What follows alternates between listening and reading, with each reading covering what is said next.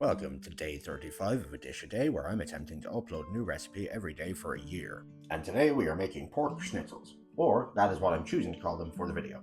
But what this dish is really depends on where you're from and what you're serving it with. It really does vary from place to place. For instance, in Italy it would be milanese. What we'd know it most as in Ireland would be something like an escalope. So let's get prepping. I have a piece of pork loin here that would probably do around 4 people. I'm going to leave the fat cap on. You can take it off if you'd like. I'm going to cut these into chops, and I'm going to cut them probably around 1.5 inches. You don't want to cut them too thin because they will break apart when you're trying to mallet them out. 5 chops out of that loin. Not bad. Using a meat mallet, or in my case a rolling pin, hammer them out. And now for the breading.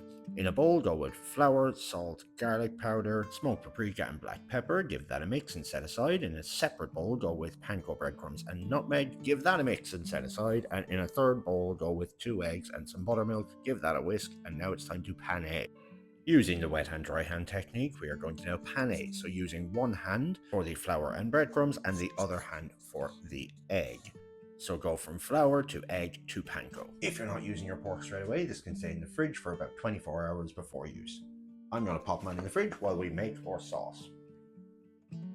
In a saucepan, bring 2 tablespoons of butter to a simmer, add 1 diced shallot, cook that off for a few minutes before adding garlic and white wine.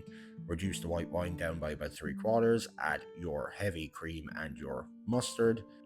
Let it simmer till it's thick enough to coat the back of a spoon, and we are done. Now it's time to get your pork into some hot oil.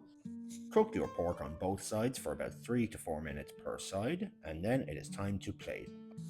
I plated mine with sauteed cabbage and mushrooms with our beautiful sauce around the edge. I'm not gonna lie, I think the sauce was my favorite part of this meal. I spent about a half an hour dipping bread into the last of it. Anyway, don't forget to drop me a follow if you like my content, and I'll catch you on the next one.